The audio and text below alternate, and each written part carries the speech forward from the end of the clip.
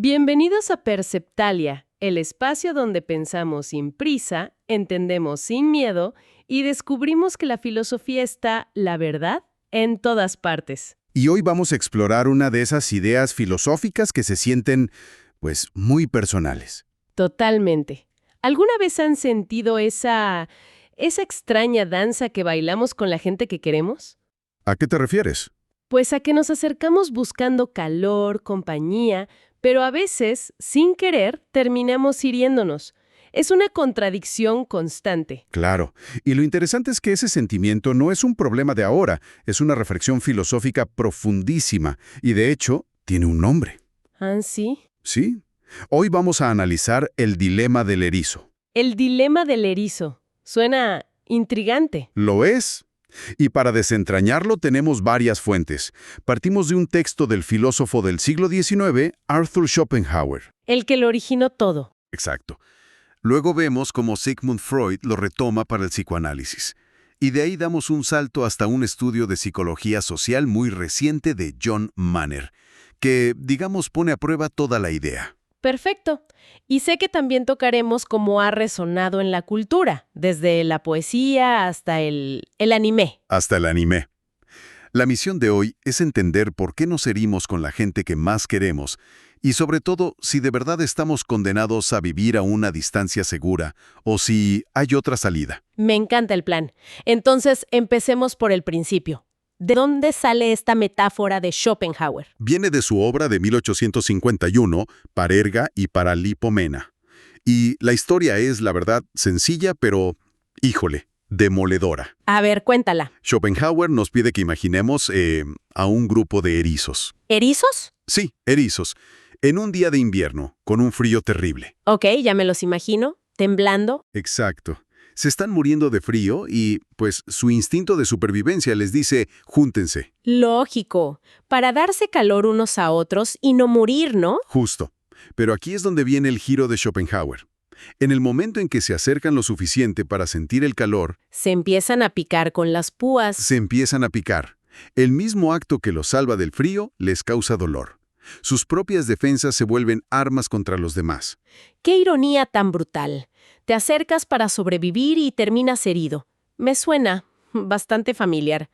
¿Y qué hacen entonces los erizos? Pues se separan para evitar el dolor, pero en cuanto se alejan, el frío vuelve. Y es insoportable. Quedan atrapados en un ciclo. Totalmente. El frío los empuja, el dolor los separa, y según Schopenhauer, después de intentarlo muchas veces, encuentran la única solución posible. ¿Qué es? Encontrar una distancia óptima, un punto medio donde sienten un calor, digamos, moderado, pero las púas apenas se tocan. Lo suficiente para no morir de frío, pero sin la cercanía que causa el dolor. Exactamente eso. Entiendo la metáfora, pero suena increíblemente fatalista. ¿De verdad la única opción es vivir en esa tibieza? Porque no suena a una vida plena, suena a una estrategia de supervivencia, de minimizar daños. Esa es justo la clave. Para Schopenhauer, que era un filósofo conocido por su pesimismo, esto no era triste, era realista. Para él la vida era así. Para él, la sociedad, las relaciones, eran justo eso. Un compromiso incómodo para no sufrir ni por la soledad ni por el daño. No buscaba la felicidad, buscaba un sufrimiento tolerable. Bueno, un punto de partida bastante sombrío, la verdad. Pero lo interesante, como vemos en las fuentes, es que esta idea no se quedó ahí. Para nada. Empezó a viajar, y su primer gran destino fue el psicoanálisis. Con Sigmund Freud. ¿Sí?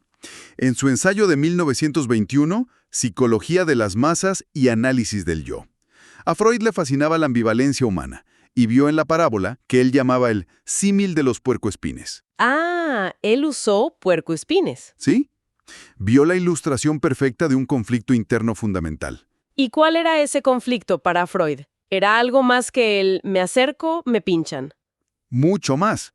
Para él no era solo un tema social, era un reflejo de nuestras pulsiones. Por un lado, el anhelo de conectar, el deseo. Por otro, el instinto de autoconservación, de proteger nuestra individualidad. Nuestras fronteras. Exacto. Los erizos eran la lucha eterna entre nuestro deseo de amar y nuestro miedo a ser, pues, aniquilados por esa misma intimidad. De hecho, Freud llega a decir algo muy fuerte. ¿El qué? que todo vínculo afectivo de cierta duración deja un sedimento de sentimientos de aversión y hostilidad. Un sedimento de hostilidad. Híjole, suena tan freudiano y tan cierto a la vez. Es esa pequeña irritación que a veces sentimos con la gente que más queremos, ¿no? Justo. No es que los odiemos, es el roce constante de las púas, es el costo de estar cerca. Y esta idea es tan universal que no solo la psicología la adoptó, el arte está lleno de ella. Sí, y aquí es donde entra el poeta español Luis Cernuda. Abre uno de sus libros más desoladores, Donde habita el olvido, con una frase que es un eco directo. ¿Qué dice? Como los erizos, ya sabéis, los hombres un día sintieron su frío y quisieron compartirlo. Entonces inventaron el amor. El resultado fue, ya sabéis, como en los erizos. ¡Wow! Es una síntesis poética perfecta. Ni siquiera tiene que explicar el final. No, asume que ya conocemos el doloroso resultado. El amor como un invento contra el frío existencial, pero con púas incluidas. Y para que no se crea que esto es solo de filósofos pesimistas y poetas, las fuentes nos llevan a un lugar inesperado. El anime, Neon Genesis Evangelion, de 1995. Correcto. El creador, Hideaki Anno, ha dicho que el dilema del erizo es uno de los temas centrales de toda la serie.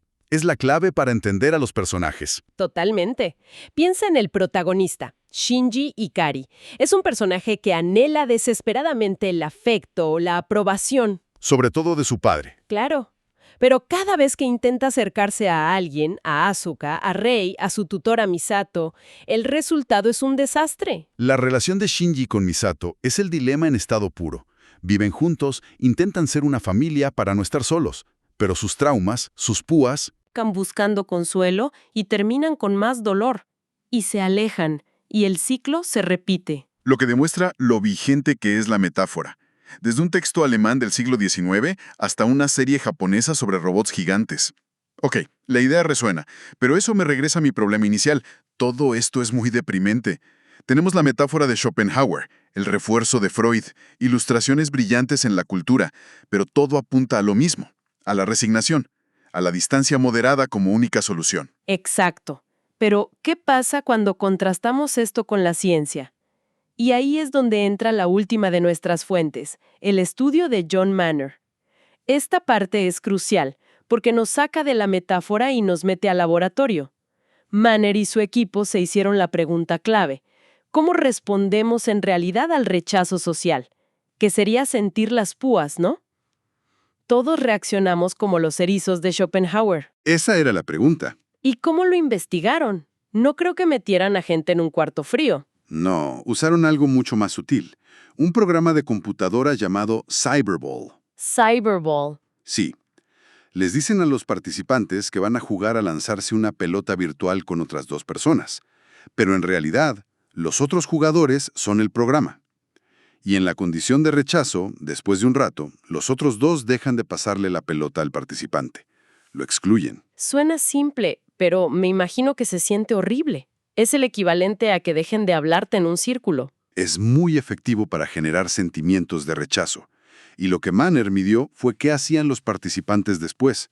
¿Se aislaban o buscaban conectar? Y ahí es donde la solución única de Schopenhauer, Se viene abajo. porque no todos reaccionaron igual. Para nada. Descubrieron que la reacción dependía de la psicología previa de cada persona. Identificaron dos patrones clarísimos. A ver. Por un lado, las personas con alta ansiedad social, los que ya temen el rechazo, reaccionaron tal cual como los erizos. El rechazo los volvió más asociales. Se retiraron para evitar más dolor. Ahí se confirma la teoría de Schopenhauer, pero solo para un grupo. ¿Y los demás? Ahí viene lo bueno. Las personas con disposiciones más seguras, más optimistas, hicieron todo lo contrario. ¿Se acercaron más? El rechazo fue un catalizador. Después de ser excluidos, expresaron un deseo mayor de conectar, de hacer amigos, de unirse a un grupo. En lugar de alejarse por las púas, el pinchazo los motivó a buscar más calor.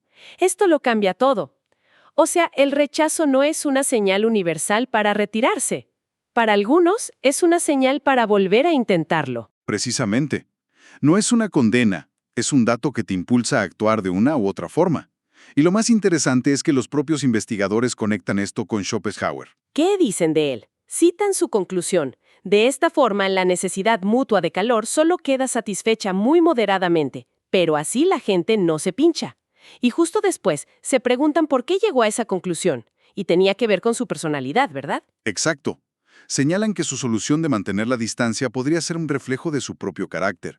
Y citan a Bertrand Russell, que lo describió como un hombre agrio, pesimista y egoísta. Así que la teoría de los erizos nos dice tanto sobre la condición humana como sobre el propio Schopenhauer. Su solución pesimista era la que funcionaba para su personalidad pesimista.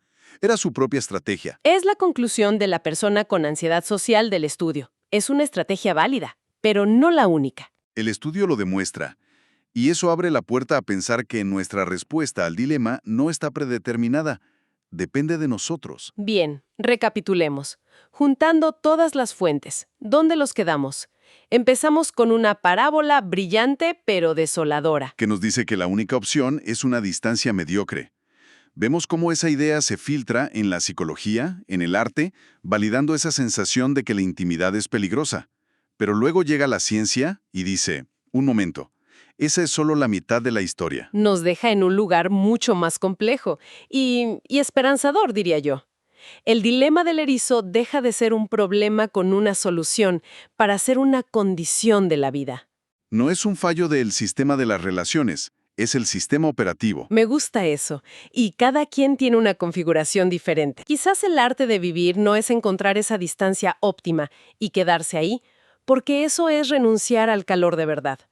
Quizá el arte es volverse un erizo más hábil. Un erizo más hábil. ¿Qué sería eso? Pues aprender a navegar el dilema, reconocer nuestras púas y las de los demás, entender que nos vamos a picar es inevitable, pero el objetivo no es evitarlo a toda costa, sino aprender a sanar la herida. Y no decidir que el frío de la soledad es mejor para siempre. Justo. Es saber que, como demostró el estudio, podemos decidir si un pinchazo nos hace retroceder o nos impulsa a buscar un abrazo en otro lugar. Entonces es menos un tema de geometría, de encontrar la distancia correcta, y más un tema de resiliencia. Exacto. La capacidad de asumir el riesgo, reparar el daño y volver a intentarlo. Aceptar que la vulnerabilidad es el precio de la conexión. El calor más intenso solo está donde es posible picarse. Exacto.